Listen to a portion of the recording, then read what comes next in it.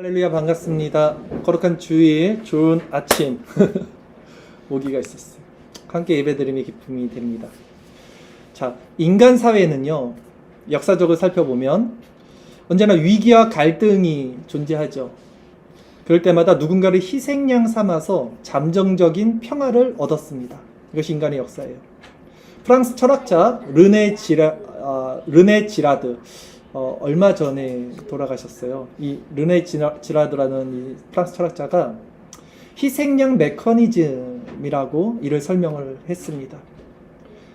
희생양 메커니즘이란 뭐냐면 사람들 사이에서 이 경쟁과 갈등이 일어나죠. 사람들은 서로를 모방해요. 그래서 나쁜 것도 금방 배우고요, 좋은 것도 배워요. 그래서 모방 이론이라고 철학자가 말을 합니다. 사람들은 악한 게 많죠. 나쁜 게 많아요.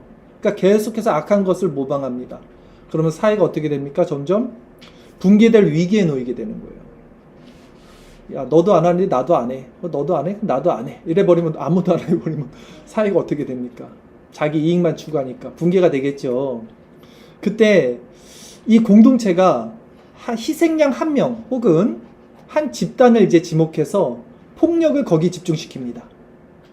그래서 사회 갈등을 해소하고 공동체 질서와 평화를 잠정적으로 회복시킨다는 이론이 희생양 메커니즘이에요. 오늘 본문이 바로 이런 희생양 이론, 희생양 메커니즘을 선명하게 드러내는 장면입니다. 오늘 본문에서 헤롯과 그 군인들은 예수님을 희롱하고요, 유대 종교 지도자들은 예수님을 고발했고요, 그리고 결국 빌라도와 헤롯은 예수님 때문에 화해를 하고 친구가 되었습니다. 이는 인간 사회가 이렇게 누군가를 희생시켜서 그 위에 평화와 질서를 세우고자 하는 전형적인 희생양 메커니즘을 보여주고 있다는 거죠. 오늘 본문을 통해서 우리는 세상의 희생양 대신 예수님의 이 모습을 통해서 그러면 우리는 어떤 자로 부르심을 받고 어떻게 살아가야 하는지, 오늘 설교 제목, 세상은 희생양을 만들지만 성도는 그리스도를 따라 희생하는 삶으로 부름받은 자들이다. 다시 한번, 세상은 희생양을 만들지만 성도는 그리스도를 따라 희생하는 삶으로 부름받은 자들이다 라는 제목으로 말씀을 전하겠습니다. 본문 누가복음 23장 8절, 9절, 2절 말씀 제가 다시 읽겠습니다. 헤롯이 예수를 보고 매우 기뻐하니 이는 그의 소문을 들었으므로 보고자 한지 오래였고 또한 무엇이나 이적 행하심을 볼까 바랐던 연고로라. 여러 말로 물으나 아무 말도 대답하지 아니하시니로 시작하죠. 헤롯은요, 예수님을 만나기를 오래 기다렸습니다. 그러나 그가 예수님을 만나고자 했던 동기는 무엇이었습니까? 구원이 아니라 기적 보는 것, 구경거리, 이 호기심 때문이었어요. 왜 많은 사람들이 여러분 교회에 이렇게 나오십니까? 그 중심에는요, 기적 같은 그 문제 해결의 역사를 바라며 예수님을 찾는 자들이 많을 것입니다. 여러분은 어떤 마음으로 이 자리에 나오셨습니까? 소원 성취, 기적, 이적, 신요, 은사, 방언, 치유, 표적, 아니면 그걸 뭐라 그래요? 귀신 쫓는 거, 축기, 이런 것들, 이런 천박한 호기심을 버려야 돼요. 헤롯과 같은, 헤롯은 지금 그것을 구한 거예요, 예수님. 그래서 예수님 보고 싶어 했던 거예요. 왜냐면 이런 외적인 기적을 보고자 하는 마음의 중심에는요, 악한 본성, 악한 자기 사랑이 있다는 거죠. 우리가 예수님을 찾는다면, 우리가 지금 이 자리에 나온 이유가 뭐라 한다면 그것은 우리 자신의 죄의 비참함 때문이 되어야 될 것이고 그리스도 예수 안에 있는 생명 때문이 되어야 될 것입니다. 그러기에 예수님은 헤롯이 구하는 것에 아무 말씀도 대꾸도 하지 않으셔요. 그러자 이번에는 대제사장과 서기관들이 때는 이때다. 지금 헤롯한테 찍혔어. 헤롯이 말했을 때 뭐라고 대답을 해줘야 되는데 예수님이 아무 말도 안 하니까 헤롯이 기분이 나쁠 거 아니에요. 이때를 탁 틈타서 예수님을 힘써 또 고발을 합니다. 본문 누가복음 23장 10절 11절 2절 말씀입니다. 대제사장들과 서기관들이 서서 힘써 고발하더라. 헤롯이 그 군인들과 함께 예수를 업신여기며 희롱하고 빛난 옷을 입혀 빌라도에게 도로 보내니 했어요. 대제사장 서기관들 예수님을 고발합니다. 헤롯과 그 군인들 예수님을 업신여깁니다. 그리고 희롱하고 화려한 옷을 입혀서 다시 빌라도에게 보냅니다. 이 과정에서 예수님은 이 권력자들의 폭력과 정치적 이해관계 속에서 희생양이 지금 되고 있어요. 희생양 메커니즘이 어떻게 현대 사회 또 각 우리 마음 또 상황 또 종교 기독교 안에도 연결되어 있는지 한번 설명해 드릴게요. 먼저 정치 사회 현상에서 이 희생양 메커니즘이 가장 많이 두드러져요. 예를 들어 볼게요. 사회에서 어떤 문제가 일어나면요, 매체와 대중은요 특정 소수 집단을 희생양 삼습니다. 최근에 들었던 것을 하는 예를 들어볼까요? 코로나 때 생각해보면요, 수많은 인파들이 밀폐된 공간에 함께 있는 어떤 대중교통 안에서는요 확진자 수가 일어나지 않았어요. 그런데 이상하게 교회 안에서는 날마다 확진자 수가 일어났습니다. 그런 통계가 나와요, 뉴스에서. 이상하지 않아요? 조금만 생각해도 지하철 안에 얼마나 밀폐된데 얼마나 많은 사람들이 있었는데 왜 거기서는 확진자가 일어나지 않고 교회 어느 교회는 계속 일어나는 걸까요? 이것이 희생양 메커니즘의 일례예요. 또 조직 내 갈등이 일어나면요, 우리는 한 사람에게 책임을 전가하는 일에 본성적으로 익숙한 사람입니다. 학교 다닐 때 여러분 어떻습니까? 왕따가 왜 생겨요? 이지매가 왜 생깁니까? 이게 희생양 이론이거든요. 군생활 해보셨죠? 군생활 때 뭐가 있습니까? 고문관이라고 있어요. 꼭 있어요.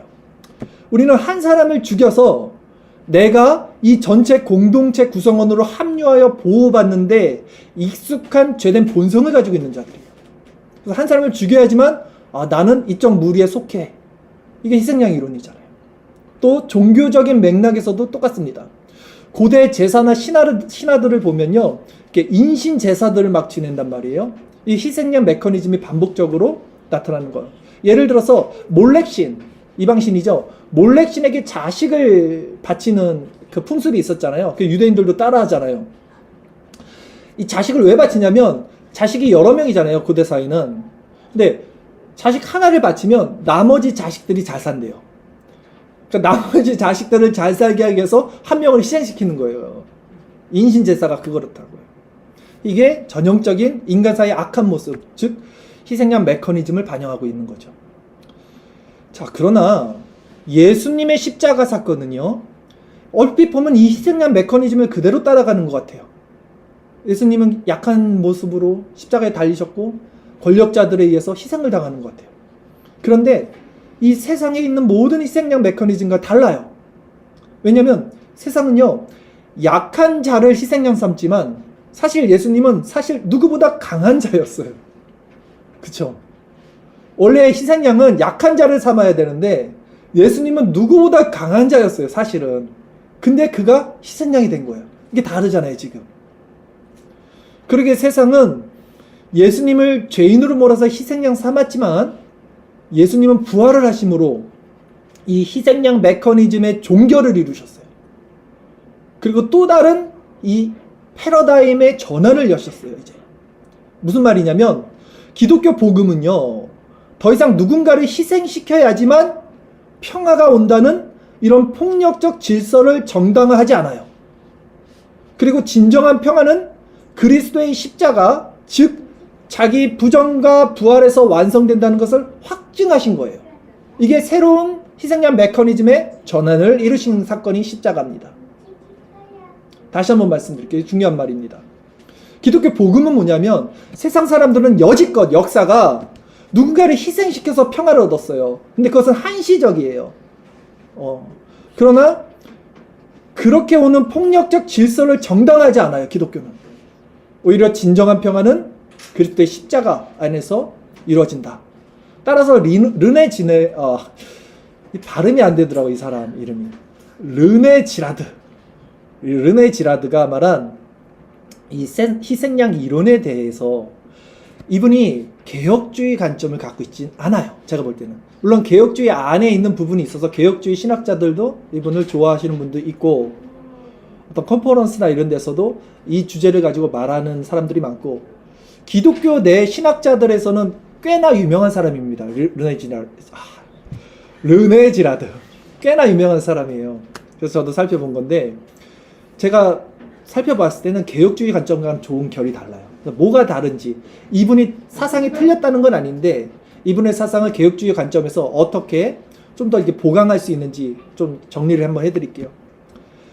자, 이분은 이 사회 현상을 보면서 그것을 가지고 예수님으로 이렇게 넘어오는 거예요. 근데 이 사회 현상이 왜 일어났는가에 대한 본질을 뚫진 않아요.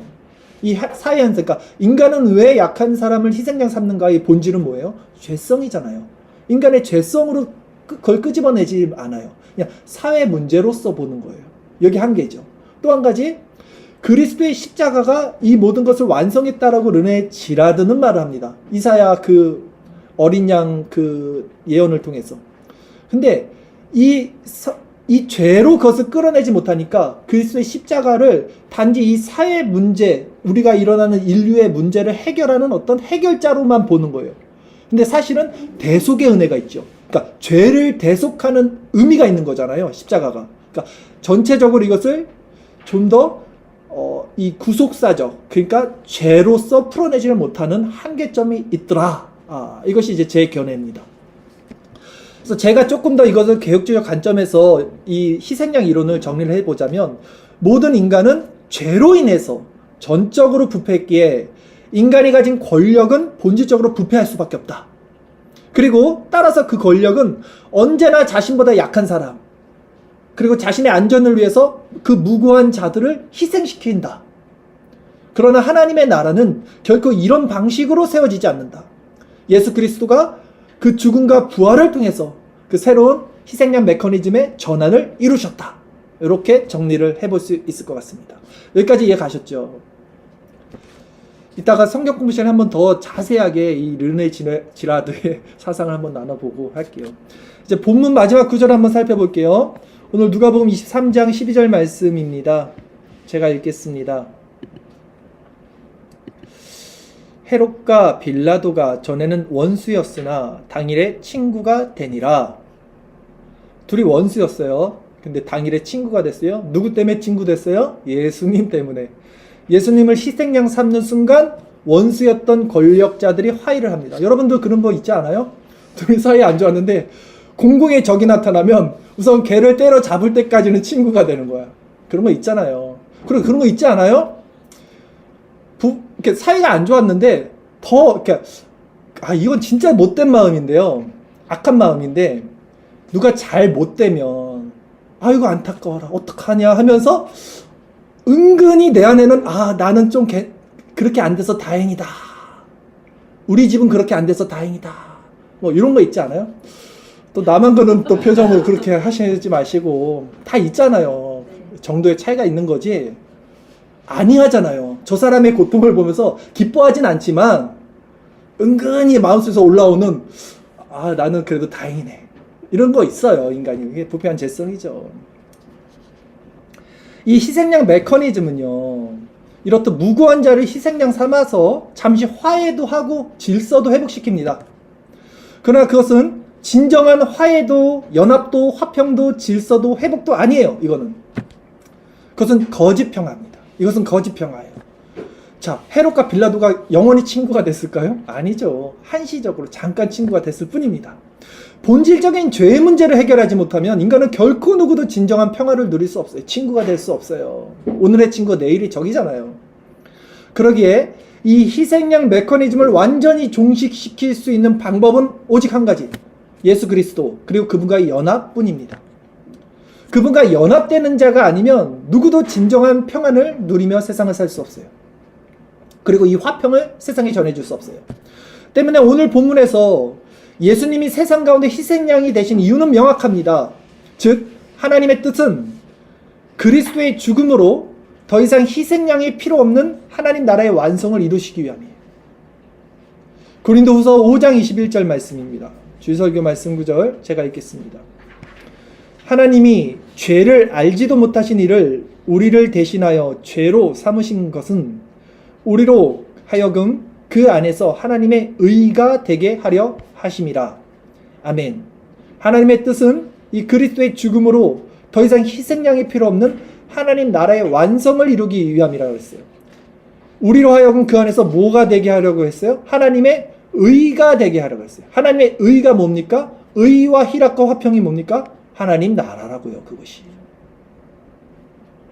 그런데 문제는 이것입니다. 예수님이 십자가에서 희생양이 되셔서 이 희생양 메커니즘의 종결을 이루셨지만 세상은 지금도 여전히 아직도 약자를 희생양 삼아 그 위에 거짓 평화를 만들고 있지 않느냐? 우리는 이 질문을 할 수밖에 없잖아요. 여전히 세상은 악하지 않느냐? 여전히 약자는 강자에게 당하지 않느냐? 예수님이 이루신 건 무엇이냐? 라고 질문할 수 있겠죠. 이에 대한 답은 다음과 같습니다. 예수님께서 십자가 위에서 종결하신 이 희생양 메커니즘의 이 새로운 패러다임, 즉 하나님의 나라는요, 그리스도에 연합된 성도 안에서 확장이 되는 거예요. 성도 안에서 확장이 되는 거예요. 그래서 세상에서는 눈에 보이게 나타나지 않는다는 거죠. 때문에 그리스도와 연합된 성도는 이미 완성된 하나님 나라, 이미 주어진 하나님 나라, 아직 완성되지 않는 하나님 나라의 역사를 쓰고 있는 거예요. 누가? 그리스도와 연합된 성도가 그 안에서 하나님의 성령이 그 나라를 쓰고 있는 거예요. 역사를. 하나님은 성도를 통해서 그 나라의 확장과 역사의 완성을 이루어 가시는 거예요. 눈에 보이지 않는 세상입니다. 이거는. 근데 하나님은 반드시 성도를 통해서 역사하세요. 성령을 통해서 그 성도 마음에서 역사를 하시죠. 즉 이제는 그러므로 우리 성도인 우리가 세상의 희생양이 되어서 하나님 나라의 평화를 이어가야 하는 자들이 된다는 거예요, 여러분. 여기까지 가야 하는 거예요. 이게 하나님 나라라는 거예요. 우리가 희생양이 된다고요. 우리가. 그렇다면 성도인 우리가 어떻게 그리스도가 완성하신 이 희생양 메커니즘 위에서 세상 가운데 온전한 평화를 이룰 수 있을까? 우리가 어떻게 이 하나님 나라를 만들어갈 수 있을까? 우리가 어떻게 희생양이 될 수 있을까에 대한 적용점 두 가지를 말씀드릴게요. 첫째는 우리는 더 이상 다른 누군가를 희생양 삼아서는 안 됩니다. 첫 번째예요. 이거 하실 수 있잖아요. 세상 사람들은 다 희생양을 삼아요. 그래야지 내가 강해지니까, 내가 사니까. 하지만 우리는 더 이상 다른 이들을 누군가를 희생양 삼지는 않아야 돼요. 첫 번째입니다. 더더욱 약한 자들에겐 그래서 안 돼요. 세상은 약한 자들을 희생양 삼지만 우리는 더더욱 약한 자들을 희생양 삼아서는 안 돼요. 여러분은 여러분의 가정과 또 여러분의 사업터 혹은 직장 그리고 교회에서 다른 누군가를 더군다나 약한 자를 희생양 삼는 자가 되지 마십시오.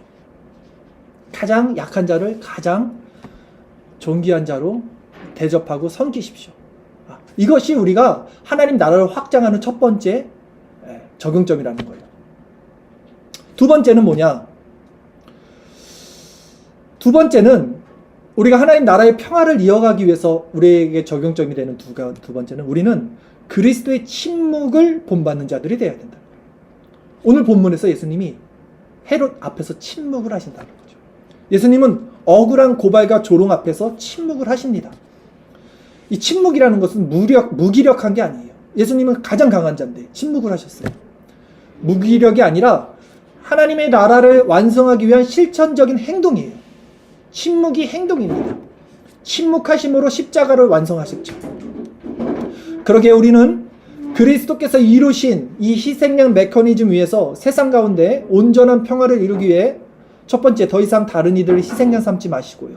두 번째, 그리스도의 침묵을 본받아 말보다 행함으로, 실천으로, 섬김으로, 희생으로 하나님 나라를 이뤄가는 자들이 되어야 한다는 거예요.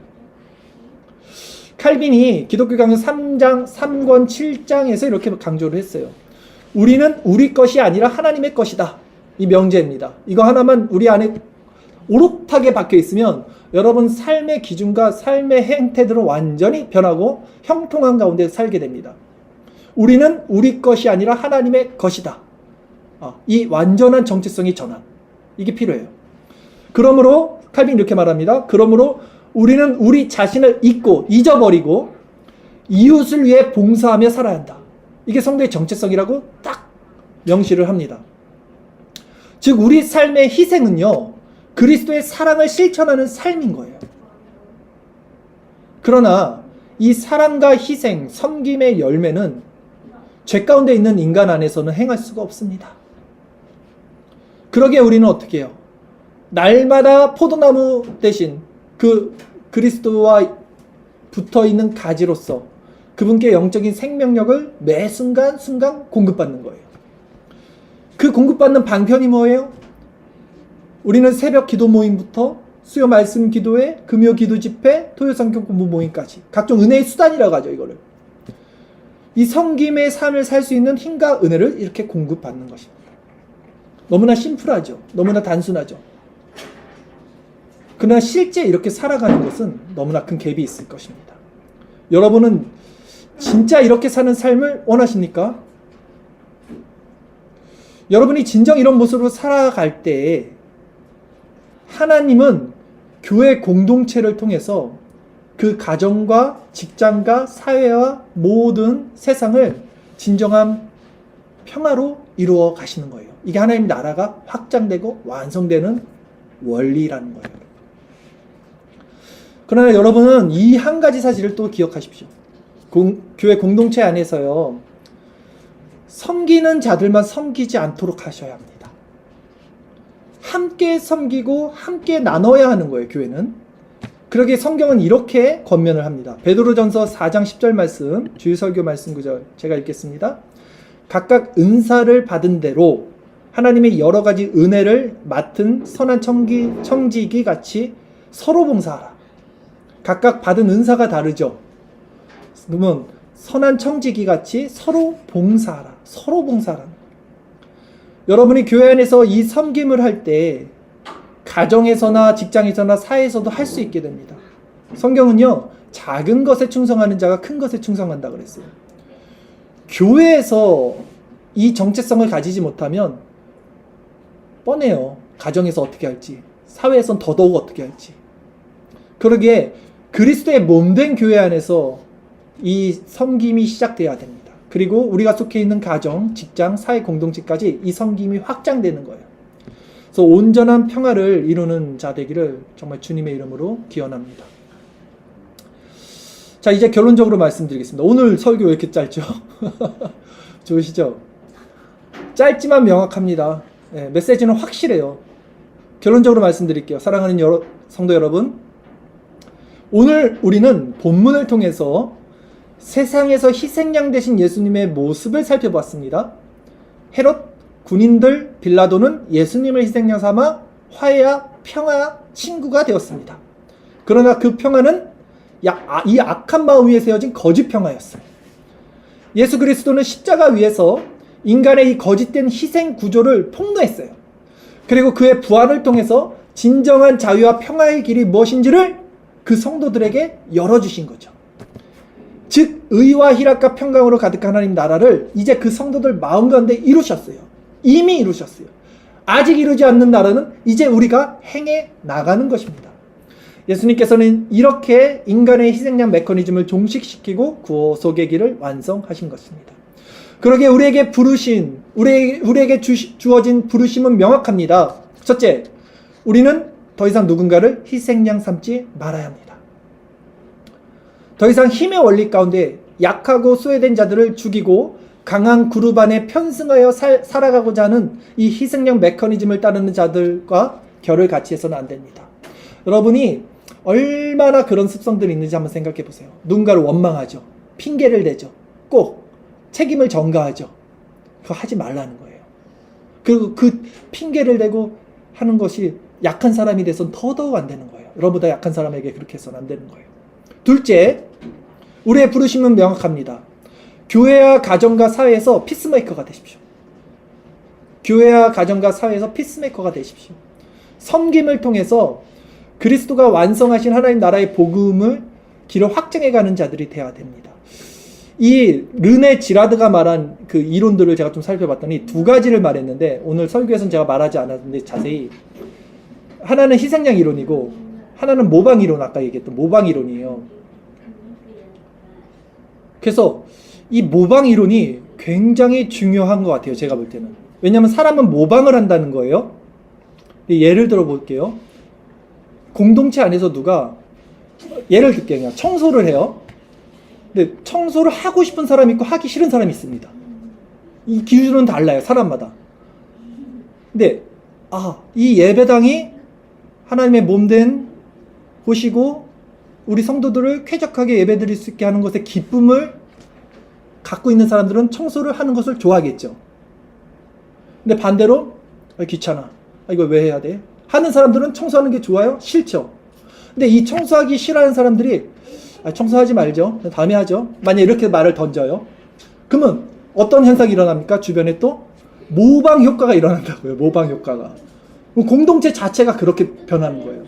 그러니까 이 모방 원리가 굉장히 중요한 것 같아요. 제가 볼 때는 어디다 기준점을 갖고 있는지가 교회가 그래서 중요한 거예요. 그리스도가 하신 일들을 바라봐야 돼요. 그리스도가 자신을 희생하고 섬기고 하셨잖아요. 그것을 따라가면 이 모방 효과가 긍정적으로 효과를 또 발휘합니다. 교회 안에서. 그럴 때 이건 사회에서는 일어나지 않아요. 그렇잖아요. 적자 생존이 있는 사회에서 누가 이걸 합니까? 자기가 손해보고. 교회에서 시작을 하시라고요. 그래서 작은 것에 희생하는 자가 큰 일도 하시고, 그래서 가정과 사회에서 나가서 피스메이커가 돼야 된다는 것입니다. 자, 여러분 가장 이상적인 신앙은 뭐냐면요, 제가 금요일날 저녁에 한번 말씀드렸는데 두 가지 이 균형을 가지고 있어야 된다 합니다. 하나는 뭐냐면 내적으로는 항상 자신의 죄성을 점검하는 삶을 살아야 돼요. 항상 자신의 죄성을 점검해야 돼요. 항상 매 순간. 그러나 거기서 멈추는 것이 아니에요. 다른 하나는 뭐냐면 전투적으로 세상 가운데 나가야 됩니다. 예수님은 천국은 침노하는 자의 것이라고 그랬어요. 제가 처음에 교회를 개척하고 여러분들과 생각할 때 이 내적으로 점검하는 것에 굉장히 큰 비중을 두었어요. 그래서 전도도 준비가 돼야 돼. 왜냐하면 복음주의권, 잘못된 복음주의권 교회에 있는 그 폐허들을 너무나 우리가 많이 봤으니까 그들은 행위만을 강조하기 때문에 내적인 것이 준비가 돼야 되는 것을 강조했는데 이제는 균형을 잡아야 될 것 같아요. 내적인 것만 강조하고 행함을 안 하면 그것도 웃긴 거였잖아요. 내적인 것이 준비될수록 행함이 같이 나가야지 이게 균형이 맞는 겁니다. 천국은 침노하는 자의 것. 그러기에 이제 하나님께서 우리 교회를 통해서 주신 마음을 가지고 여러분 실천을 하셔야 돼요. 안으로는 자기를 점검하십시오. 계속해서 그 죄를 점검하고 하나님을 사랑하는 만큼 겉으로는 행위로 나가십시오. 실천을 하십시오. 봉사를 하세요. 섬김을 하세요. 희생을 하시라고요. 내가 편하지만 남이 불편한 거잖아요. 내가 불편하면 그만큼 남이 행복해지잖아요. 남이 행복해지는 것이 내 행복이 돼야 돼요. 그래야지만 이 섬김을 할 수 있어요. 이거 그냥 꾹 참고 섬김하라니까 하라면 이거 못해요. 해도 한계가 있어요. 진짜 마음 안에 예수님의 마음을 담고 저 사람이 행복해지는 것이 내 행복이 돼야 돼. 그러면 이 섬김을 할 수 있다고요. 그 원리가 아니면 이거 율법적으로밖에 못합니다, 여러분. 자, 여러분이 가정과 직장과 속한 사회에서 여러분 자신을 희생하는 게 얼마나 그래서 복된 일인지, 얼마나 그리스도를 닮아가는 것이 기쁜 일인지, 그래서 우리가 누구인지 세상에 드러내시라는 거예요. 진짜 평화가 무엇인지 여러분 삶으로 보여주시라는 거예요, 세상에. 히브리서 13장 12절 13절 말씀입니다. 제가 읽겠습니다. 그러므로 예수도 자기 피로써 백성을 거룩하게 하려고 성문 밖에서 고난을 받으셨느니라. 그런즉 우리도 그의 치욕을 짊어지고 영문 밖으로 그에게 나아가자. 아멘. 그의 고난을 짊어지고 세상 밖으로 나가십시오. 이제 오늘 설교 제목을 다시 한번 같이 읽고 이 신앙의 결단을 마음에 하시기를 바랍니다. 오늘 설교 제목 주보에 있죠? 우리 한번 같이 읽어볼게요. 같이 읽겠습니다. 시작. 세상은 희생양을 만들지만 성도는 그리스도를 따라 희생하는 삶으로 부름받은 자들이다. 아멘. 끝으로 이웃을 섬기는 이 일이 하나님께서 얼마나 기뻐하시는지 오늘 말씀을 함께 읽고 마치겠습니다. 히브리서 13장 16절 말씀, 우리 주일설교 말씀 구절에 있는 거 같이 읽겠습니다. 시작. 오직 선을 행함과 서로 나누어 주기를 잊지 말라. 하나님은 이 같은 제사를 기뻐하시느니라. 아멘. 기도드리겠습니다.